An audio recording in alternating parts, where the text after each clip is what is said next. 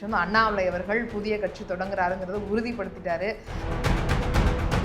ரஜினிகாந்த், மாரிதாஸ் அந்த விஷயத்தை அவர் ஏபிஜே அப்துல் கலாம் அவர்கள் எடுக்கிறாரு. கோவையில் வந்து ஒரு ட்ரெயின் பண்ண போறோம். Amit Shah had a long lunch with அப்படின்னாங்க. ஒரு ஆயாட்ட போய் கேட்டா அண்ணாமலை யாருன்னு தெரியாது. அதாவது விஜய் அவர்களுக்கு இன்ஸ்டாகிராம்ல வச்சான்னு சொன்னோம். இப்ப அண்ணாமலைகளுக்கு எஃபி அப்படிங்கிற யாரும் எதிர்க்கல, நம்ம யாரும் திட்ட போறது இல்ல, சோசியல் மீடியால ரொம்ப கவனமா செயல்படுங்க, வார்த்தைகள்.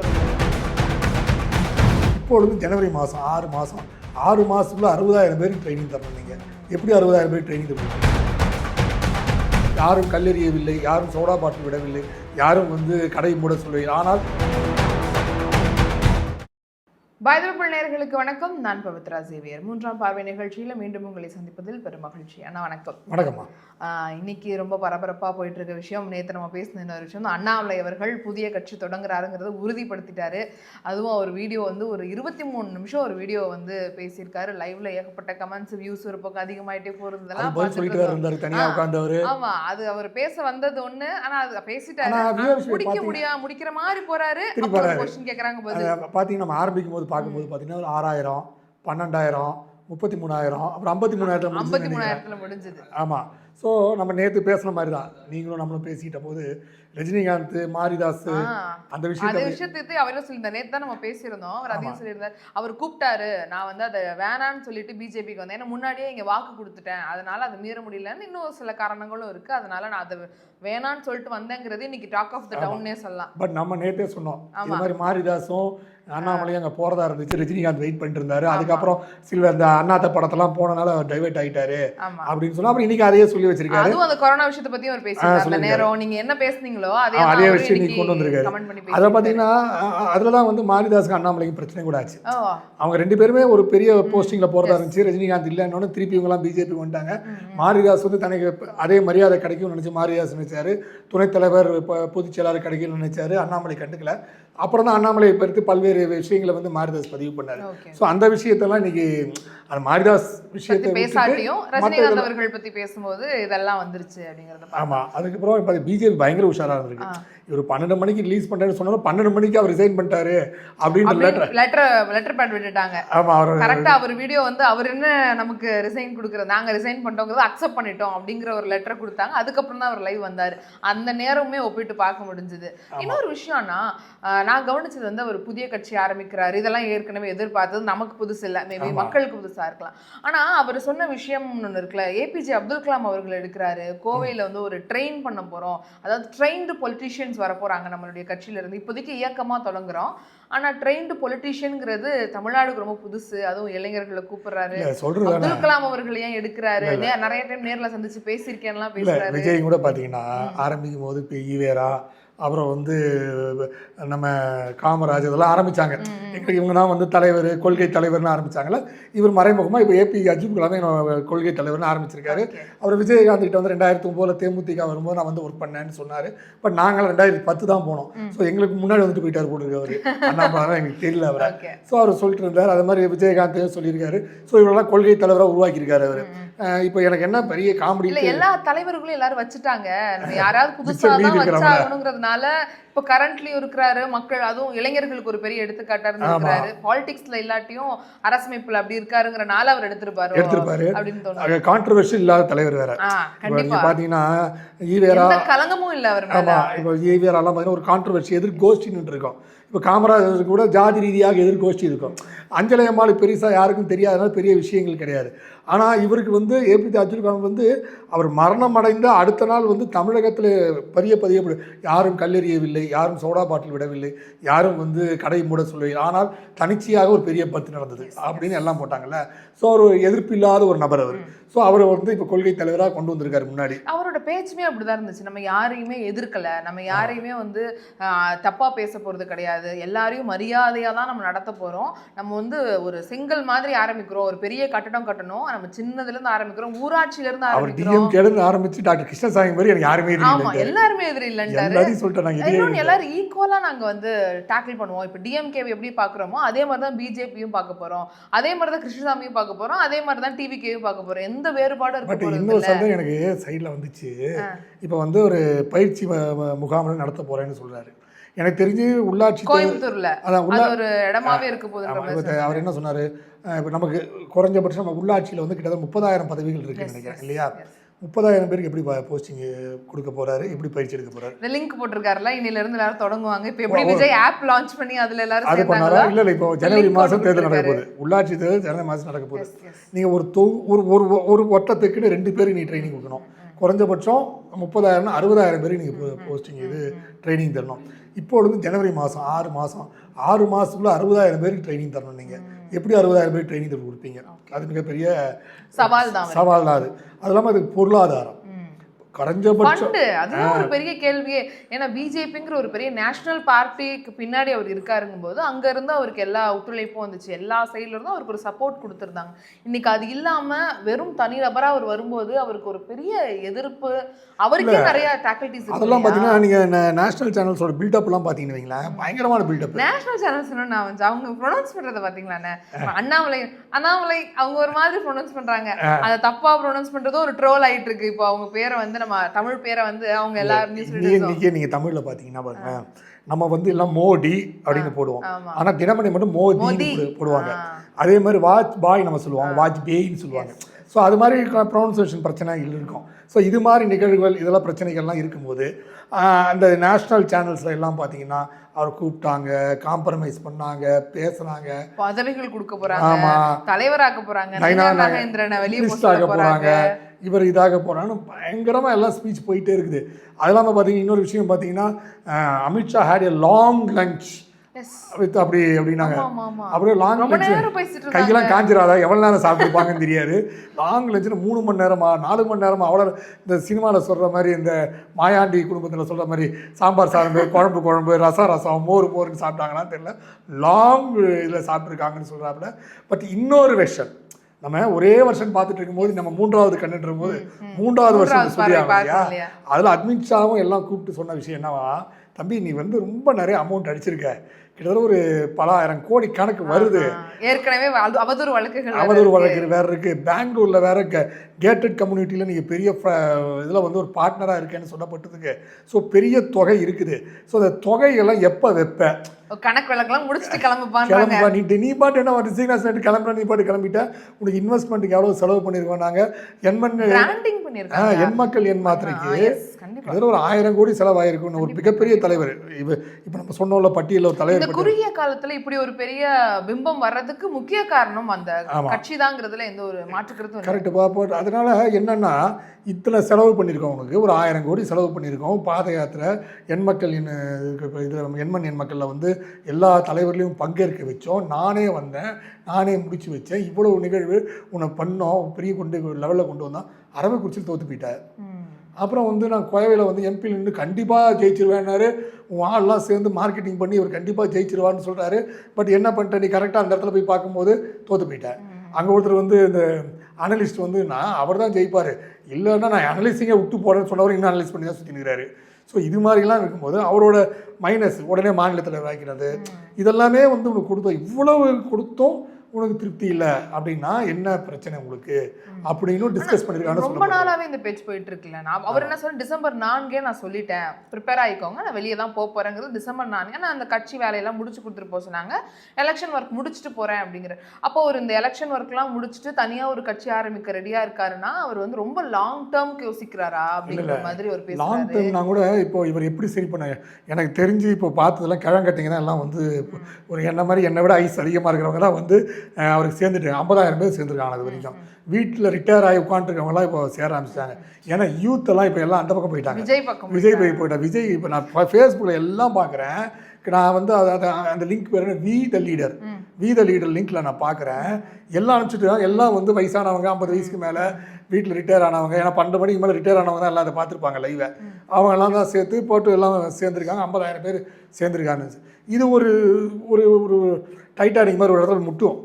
50,000ன்றது ஒரு இடத்துல முற்றும். நீங்கள் வந்து ஆர்கானிக்காக 50,000 வந்திருக்கா, நான் ஆர்கானிக்காக வந்திருக்கான்னு வேற பார்க்கணும். அவங்க ப்ரிப்பேர் ஆயிருப்பாங்க. இப்போ லிங்க் போட போறோம், டக்கு டக்குன்னு ஒரு அட்டென்ஷன் கிரியேட் பண்ணுங்கிறதுக்காக. அவர் தான் வார் ரூம்ன்ற வார்த்தையை ஆரம்பிச்சு வச்சுட்டு அவர் தானே. ஆனா இப்போ அதை பயன்படுத்தக்கூடாது, வாரியர்ஸ்னால நம்ம சொல்லக்கூடாதுங்கிறத சொல்லியிருக்காரு. அது வேற. இன்னொன்று ரொம்ப அவதூறான விஷயங்கள்லாம் பேசாதீங்க சோஷியல் மீடியால, நல்ல விஷயம் கெட்ட வார்த்தை பேசாதீங்க, பகிர்ந்துக்கோங்க. நான் ரொம்ப ரொம்ப எப்படி சொல்றது, ரொம்ப நன்னடத்தையான ஒரு ஸ்பீச்னு சொல்லுவாங்கல்ல, அவர் வந்து ரொம்ப நம்ம யாரையும் எதிர்க்கல, நம்ம யாரையும் திட்ட போறது இல்லை, சோஷியல் மீடியால ரொம்ப கவனமா செயல்படுங்க, வார்த்தைகளை ரொம்ப கடுமையா பயன்படுத்தாதீங்க, இளைஞர்களுக்கு ஒரு பெரிய அட்வைஸ் கொடுக்குற மாதிரி. இப்போ நம்ம கட்சி அப்படின்னு தொடங்க போகிறோம், இப்போ இயக்கமாக இருக்க போது இந்த கட்சியில் வந்து இந்த மாதிரியான விஷயங்கள்லாம் பார்க்கப்படும் அப்படின்னு ஒரு நெறிமுறைகள் எல்லாம் கொண்டு வராரு. இப்போ விஜய் மேலே என்ன விமர்சனங்கள்லாம் வச்சாங்களோ, இளைஞர்கள் இதெல்லாம் பண்ணக்கூடாதுன்னு அது எல்லாத்தையும் ஒரு சொல்லிட்டாரு. பட் என்ன பிரச்சனைனா, இவர் இதெல்லாம் சொல்லியிருக்காரு, இப்போ ஆரம்ப காலகட்டம்னு சொல்லியிருக்காரு. பல பேர் என்ன சொல்கிறாங்க, சார் பிஜேபியே வந்து இந்த அந்நியன் மாதிரி முதல்ல வந்து பி டீம்ங்கிறது எல்லா கட்சிக்கும் வரும்ல, பிஜேபி பி டீம்னு எல்லாரையும் சொல்லியாச்சு, அதுல இவரும் இப்போ சொல்லிட்டாங்க. அதாவது இவ்வளவு நாள் நீ அம்பியா இருந்து இப்போ ரெமோவா மாதிரி நந்தினியான தமிழக மக்களை நீ கவர பாக்குறியா அப்படியெல்லாம் வந்து இப்போ மீம்ஸ் போட ஆரம்பிச்சிட்டாங்க. ஸோ அது ஒரு பக்கம் இருக்கும்போது பிஜேபியில் நிறைய பேர் எனக்கு ஃபோன் பண்ணி, சார் பிஜேபியில் பல பேரை அவர் கூட்டு போயிடுவாரா அப்படின்னு சொல்லப்பட்டிருக்கு. எனக்கு தெரிந்து இது வந்து பிஜேபியில் பார்த்தீங்கன்னா சிலர், அதாவது இங்கே வந்து அவரால் அடையாளம் காணப்பட்டவர்கள், அவரால் ஆதாயம் பெற்றவர்கள், இவங்கெல்லாம் வந்து நிறைய பேர் வந்து. ஆனால் அது பெரும் கூட்டமாக இருக்காதுல்ல, ஏன்னா ஏற்கனவே ஒரு பதவி கொடுக்காதப்போ யாரும் போய் வெளிநடப்பு பண்ணல, யாரும் நான் என்னோட பதவி விட்டுட்டு நான் வெளியே போகிறேன் எவருக்கு அவர் கொடுக்கல அப்படிலாம் எதுவுமே நடக்கல. எல்லாம் ஃபேஸ்புக்கில் சண்டை போட்டாங்க. ஒருவேளை தேர்தல் நடந்துச்சுன்னா எதிர்த்து வெற்றி பெறுவாங்க இவங்க, ஃபேஸ்புக் எலெக்ஷன் வச்சா ஜெயிப்பாங்க. அதாவது விஜய் அவர்களுக்கு இன்ஸ்டாகிராம்ல வச்சான்னு சொன்னோம், இப்போ அண்ணாமலைகளுக்கு எஃபி அப்படிங்கிற வச்சா ஜெயிப்பாங்க. இன்ஸ்டால கூட போவாங்களான்னு தெரியல, எஃபில வச்சா எலெக்ஷன்ல கண்டிப்பா ஜெயிப்பாங்க. ஆனா கள்ள நிலவரம் வேறையா இருந்துச்சு. இன்ஸ்டாகிராம்ல ஓட் பண்ணாங்க தான் விஜய் ஜெயிப்பாரு, ஆனா இன்னைக்கு அவர் முதலமைச்சர். அதே மாதிரி அண்ணாமலை வந்து குறுகிய ஒரு இடத்துல வச்சிடக்கூடாது, அவரு நாளைக்கு யாரும் எதிர்பார்க்காத மாதிரி ஒரு பெரும் தலைவரா வரலாம் இல்லையா அப்படிங்கிற ஒரு கேள்வி வருது. விஜயோட ஃபேக்டர் வேற, அண்ணாமலையோட ஃபேக்டர் வேற. நீ எப்பவுமே விஜயோட ஃபேக்டர் வந்து செல்போன் இருக்கிறவங்க மட்டும்தான் அண்ணாமலை. ஆனா அனைவருக்கும் விஜய். நீ திரையரங்குக்கு போனீங்கன்னா விஜய் எல்லாமே பார்த்தீங்கன்னா விஜய் வீட்டில் ஒரு கேபிள் டிவி ஓடுனா விஜய் எல்லாம் இருக்குது விஜய். உங்களுக்கு அண்ணாமலை என்ன, அவர் வந்து ப்ரெஸ் மீட் கொடுத்தாருன்னா எல்லாத்தையும் பயங்கரமாக கேள்வி பொலிட்டிக்கலை ஃபாலோ பண்ணுறவங்களுக்கு மட்டும் தெரியும், மற்றவங்களுக்கு தெரியாது. ஒரு ஆயாட்டு போய் கேட்டால் அண்ணாமலை யாரும் தெரியாது. நான் தான் சொல்லேன், ஒரு 50-40 வயசு 50 வயசுலேருந்து ஒரு 60-70 வயசு இவங்களுக்கு மட்டும்தான் அண்ணாமலை. ஆண்கள் அதிகமாக பெண்கள் அதிகமாக கவனிப்பாங்களா அண்ணாமலை? அது கூட தெரியாது. விஜய் மாதிரியான ஃபாலோவர்ஸ் கிடையவே கிடையாது இவருக்கு. வந்து இப்போ என்னென்னா, இப்போது நம்ம கட்சி ஆரம்பிச்சிருக்கோம், இப்போ எல்லாமே பார்க்கப்படுதா சார், பிஜேபி நடத்த விடுவாங்களா, இது அடுத்த தேர்தல் வரை போவாங்களா, இவர் யார் கூட கூட்டணி அமைப்பார், இதெல்லாம் பேச்சுவாது. இப்போவே அவரே சொல்கிறார், இப்போ அட்சயை பற்றி பேச வேண்டாம், நம்ம வந்து அமைப்பு ரீதியாக பேசுவோம் அப்படின்னு. இப்போ எங்கிட்ட ஒருத்தர் நான் பேசும்போது இப்படி தான் சார் அமைப்பு ரீதியாக எல்லா கட்சியும் உருவாயிடுச்சு, திக மூலமாக தான் திமுக உருவாச்சு, ஆர்எஸ்எஸ் மூலமாக தான் வந்து பாஜக உருவாச்சு, சேவாதள் மூலமாக தான் காங்கிரஸ் உருவாயிடுச்சு, டெமோக்ராட்டிக் பேந்தர்ஸ் ஆஃப் இந்தியா டிபிஐக்கு அப்புறம் தான் விடுதலை சிறுத்தை ஆரம்பிச்சுது. ஸோ அவங்கெல்லாம் இயக்கமாக இருந்து தான் உள்ளே வந்தாங்க. ஸோ அதனால் இப்போ நக்சல் பாரி போன்றவர்கள்லாம் வந்து ஆரம்பித்தது, கம்யூனிஸ்ட் பாரி போன்ற சிந்தனைகள்லாம் வந்துச்சு. ஸோ இயக்கத்தின் மூலமாக கட்சி ஆரம்பிக்கப்பட்டால் அது வலுவாக இருக்கும் சார் அப்படின்னு சொல்லி தமிழக வெற்றி கழகம் கூட ஒரு ஃபர்ஸ்ட் ரசிகர் மன்றமா இருந்து அது எல்லாம் எம்ஜிஆர் ஆல்ரெடி ஒரு கழகம் ஒரு கூட்டமா இருக்கிறது தான் வந்து கட்சியா மாறி அது வந்து எம்ஜிஆருக்கு அப்படிதானமா ரசிகர் மன்றம் தானே அவருக்கு மாறிச்சு. ஸோ இது மாதிரி எல்லாம் மாறிட்டு இருக்கு, இதெல்லாம் சொல்லப்பட்டிருக்கு. பட் இதெல்லாம் வந்து அவர் பாசிட்டிவாக இதை கொண்டு போவாரா, கொண்டு போக முடியுமா? ஏன்னா ஏற்கனவே அவர்கிட்ட வந்து பல்வேறு விஷயங்கள் இருக்குது. அவர் நேராக போகும்போது தான் எல்லாம் நல்லா பேசுவார், மற்றபடி அப்பாயின்மெண்ட்ஸ் தருவார், அப்பாயின்மெண்ட்ஸ் கொடுத்தா அவர் அதை அப்பாயின்மெண்ட்ஸை மெயின்டைன் பண்ண மாட்டார். நிறைய பேர் ஆஃபீஸ்க்கு வாங்கம்பார், போனால் யாரையும் பார்க்க மாட்டார், பிஏ வச்சு துரத்தி விட்டுருவார். ஆமாம், அங்கே ஒரு பெரிய விமர்சனம், அவர் வந்து பிஏ எல்லாம் ஃபுல்லாகவே ஹேண்டில் பண்ணுறாங்க. அண்ணாமலை வந்து ப்ரெஸ் மீட்டில் பேசுறது வேற, ஆனால் அவர் தனியாக சந்திக்கணும்னு நினைக்கும் போது அது டோட்டலாக வேற, பிஏ தான் ஃபுல்லாகவே ஒரு கண்ட்ரோலுங்கிற மாதிரியான விமர்சனம். பிஎஸ் நிறைய பேர் இருக்காங்க, ஒருத்தர் இல்லை. ஆமாம், அதே மாதிரி அவருக்கு வந்து ஸ்ரீகாந்த் கார்னேஷ், அவர் வந்து சன் டிவியில் நியூஸ் ரீடராக இருந்தார், அவர் நம்ம நண்பர் தான். அவரோட இது ரைட்டப் தான் வச்சு அவர் ஸ்டேஜில் பேசுவார். அது மட்டும் அவர் கொடுக்குற பாயிண்ட்ஸ் தான் பேசுவார். இது மாதிரி விஷயங்கள்லாம் இருக்குது. ஸோ நம்ம வெளியே பார்க்குற அண்ணாமலை அனைத்து அரசியல் தலைவர்களுக்கும் உள்ளதான், இவர் அதில் விதிவிலக்கு இல்லைன்னு அதான் சொல்கிறேன். நம்ம அவர் தனிப்பாதை எல்லாம் சொல்கிறத விட அவரும் அதே சிந்தனை அதே செயல்பாடு சொல்கிறாரே, மாறுவோம். இல்லை சொன்னார் பாருங்க ஒரு விஷயம், தூரத்துலேருந்து கை காட்டிட்டு போகக்கூடாது, நம்ம பக்கத்து வீட்டுக்காரங்களா இருக்கணும்லாம் சொல்கிறாருல, இதெல்லாம் அவர் செயல்படுத்தணும். அவர் வந்து பொது வெளியில் இருக்கும்போது ஒரு பயங்கர தலைவராக இருந்துட்டு உள்ளே போனோன்னே அவர் அப்படியே வருஷன் மாறதெல்லாம் நம்ம பார்த்துருக்கோம். நான் நிறைய விஷயம் பார்த்துருக்கேன். ஓகே, நீங்க நிறைய டைம் கூட நிறைய பார்த்துருக்கேன். அவரோட கூட இருந்தவங்க எப்படி வெளியே இருப்பா பேசுவார், உள்ளே ஒன்று பேசுவார், அப்படியெல்லாம் நம்ம வருஷன் பார்த்துருக்கோம் அவர்கிட்ட. ஸோ அதே வருஷன் அவர் திருப்பி இந்த இயக்கத்தெல்லாம் கொண்டு வந்தார்னா முடியாது. ஏன்னா பிஜேபின்ற ஒரு மிகப்பெரிய ஒரு உங்களுக்கு சப்போர்ட் இருந்துச்சு, நேஷனல் பார்ட்டி, ஆர்எஸ்எஸ் சப்போர்ட் இருந்துச்சு, பரிவார்ன்ற ஒரு பெரிய சப்போர்ட் இருந்துச்சு. இப்போ அதெல்லாம் இல்லை அவர்கிட்ட. ஸோ அவர் இன்னும் தன்னை மாற்றிக்கொள்ள வேண்டும். மாற்றிக்கொண்டு விட்டால் மட்டும்தான் இந்த செயல்பாட்டுக்கு எழுதா போவார் அவர். இல்லைன்னா திருப்பி பழைய அண்ணாமலையாக தான் இருக்க முடியும் அவரால்.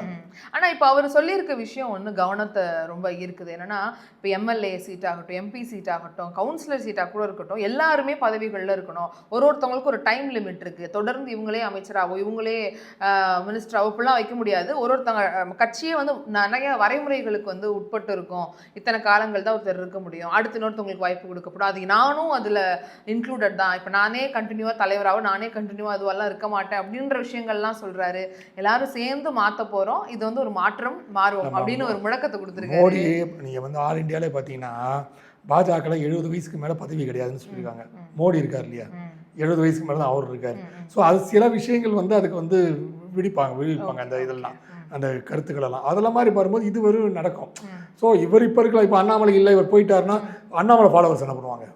ஸோ அவங்களுக்குன்னு ஒரு ஃபேன்ஸ் இருக்கும், அவங்களுக்கு ஃபேன் பேஸ் இருக்கும், அவங்க கண்டினியூ பண்ணி தான் ஆகணும், வேற வழி இல்லை. எல்லாமே மற்றவங்களுக்கு தான் ரூல்ஸ். ஒருவேளை இவர் வந்து தமிழிசை, எல் முருகன், நம்ம வானதி சீனிவாசன் இவங்களை குத்தி காட்டுறாரா, நாங்கள்லாம் பாருங்கள் நீங்கள் வந்து எல்லா தேர்தலும் நிற்கிறீங்க, நாங்கள் வந்து அப்படிலாம் கிடையாது, நான்லாம் அப்படி பேச மாட்டோம், நான் வந்து எல்லாத்துக்கும் விட்டு கொடுப்பேன் இடத்த, நீங்கள் கவுன்சிலரும் நிற்கிறீங்க, எம்எல்ஏவும் நிற்கிறீங்க, எம்பியும் நிற்கிறீங்க, அதெல்லாம் பதவியும் வாங்கிக்கிறீங்க அப்படின்னு ஒருவேளை இந்த 4 வரை அவர் குத்தி காட்டுறாரான்னு தெரியல. பட் என்ன பிரச்சனைனா இவங்க வந்தப்புறம் பார்த்தீங்கன்னா இப்போ பார்த்தீங்கன்னா கேபி ராமலிங்கம்னு ஒருத்தர் இருக்காரு, அவர் தொடர்ந்து அவர் திட்டிகிட்டே இருக்காரு. இவங்க என்ன பண்ணாங்க, நேற்று வந்து நைனா நாகேந்திரன் லெட்டர் பேட்லேயே கேபி ராமலிங்கம் நீக்கப்பட்டார் இன்று முதல் கட்சியிலிருந்து அப்படின்னு அண்ணாமலை குரூப் வந்து அந்த லெட்டரை போட்டுருச்சு. அதை வந்து இப்போ ஃபேக்குன்னு அனுப்ப வேண்டியது பெரிய வேலையாக போயிடுச்சு பிஜேபிக்கு.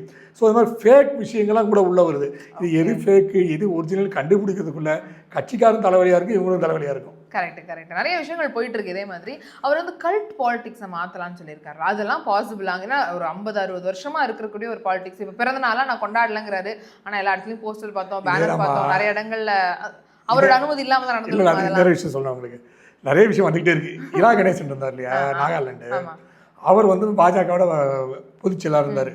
பொதுச்செயலாளர் இருக்கும்போது அவர் என்ன சொல்லுவாருன்னா, எனக்கு பிறந்த நாள்லாம் கொண்டாடுவீங்க இந்த வருவார். அப்போ எல்லாம் போஸ்டர் விட்டுவாங்க, எல்லாம் பண்ணுவாங்க, இவருக்கு வந்து மாலையை போடுவாங்க, எல்லாம் பண்ணுவாங்க. உடனே இவர் சொல்லுவார், எனக்கு இந்த பிறந்தநாள் கொண்டாடுற பழக்கமெல்லாம் கிடையாது, நீங்கள் வந்து பிஜேபியை கௌரவிக்கிறீன்றதுக்காக இலா கணேசனை கௌரவிக்கிறீங்க, அப்படி தான் தவிர இது இலா கணேசனுக்கான வார மாலையோ இல்லை இலா கணேசனுக்கு வர போஸ்டர்ஸோ கிடையாது. இது நீ கட்சியை வந்து மரியாதை செலுத்துறீங்க. இப்போ இலா கணேசன் இல்லைன்னா எல்லாம் விட்டு போயிடுவீங்க. என்ன அதே மாதிரி தான் இது விதம், இதே மாதிரி தான் அண்ணாமலைக்கும் வந்து தலைவராக இருந்தபோது எல்லாம் பண்ணீங்க.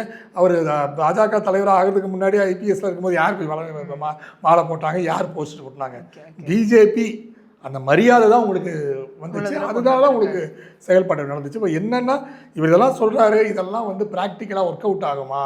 எங்கள் விஜய் ஃபஸ்ட்டு வரும்போது இலவசங்களை ஒழிப்போன்னு சொன்னார் விற்கிற வண்டியில். அதுக்கப்புறம் என்ன வாக்குறுதிகள் என்னாச்சு? எல்லாமே இலவசங்கள் தான். ஆமாம், எல்லாம் இலவசம். இப்போ அது இலவசம் எப்படி செயல்படுத்துன்னு தெரியாமல் திணறாங்க. ஸோ அதே மாதிரி இவர் சொல்லலாம், நடக்கிறது கஷ்டம் தான். ஆனால் இப்போ கல்ட் பாலிடிக்ஸுங்கிறத காமன் பாலிடிக்ஸாக நான் கொண்டு வரேன் அப்படின்னு சொல்கிறதெல்லாம் இந்த டைமில் ஒர்க் அவுட் ஆகுமா? ஏன்னா அவர்கிட்ட ஏற்கனவே நிறைய விமர்சனங்கள் வச்சதில் என்ன சொல்லியிருந்தாங்கன்னா, இங்கே வந்து ஒரு பிஜேபி எதிர்ப்பு நிலை அதிகமாக இருக்குது தமிழ்நாட்டில், அதனால் அண்ணாமலை வந்து இளைஞர்களை கவர்ந்தாலும் ப்ரெஸ் மீட்டில் சொன்னாலுமே வந்து அவர் வந்து ஒரு right person in wrong party அப்படிங்கிற மாதிரி ஒரு விமர்சனங்களை திமுகவும் அதிமுகவும் நிறைய நேரங்களில் வச்சுருக்காங்க. ஆனால் இப்போ வந்து அவர் ராங் டைமில் என்ட்ரி கொடுக்குறாருங்கிற விமர்சனம் திரும்ப வைக்கிறாங்க. ஏன்னா விஜய் வந்துட்டார், முதலமைச்சரா இருக்கு, இன்னும் 10 வருஷம் அரசியல் கிழமை வேற மாறி இருக்கு. இப்போ நீங்க வந்து ஒரு இயக்கம் ஆரம்பிச்சு அதை கட்சியாக்கி அதை வளர்த்து செங்கல்ல இருந்து பில்டிங் வர்றதுக்கு எத்தனை வருடங்கள் ஆகும்? இந்த ரைட் பர்சன் இந்த ராங் பார்ட்டின்ற டயலாக் இருக்கு பாத்தீங்களா, இது வாஜ்பாய்க்கு யூஸ் பண்ணது. ஃபர்ஸ்ட் கருணாநிதி சொன்னார், நல்ல மனிதர் கெட்ட கட்சியில் இருக்கிறார் அப்படின்னு சொல்லும்போது, அப்போ வாஜ்பாய் என்ன சொன்னாரு, மரம் நல்ல மரம், அதுல எப்படி விஷக்கனி வரும்?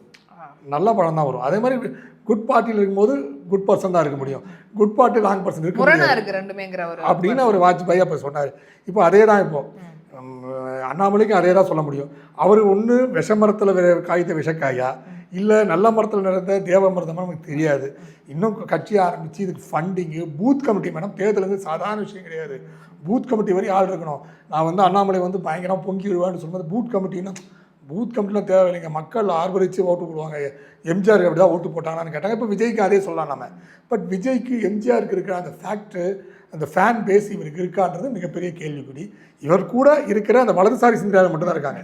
இடதுசாரியிலிருந்து எவ்வளோ பேர் வந்தாலும் நமக்கு தெரியாது. ஒன்லி பிஜேபியிலேருந்து இவர் பிரிக்கிறார்.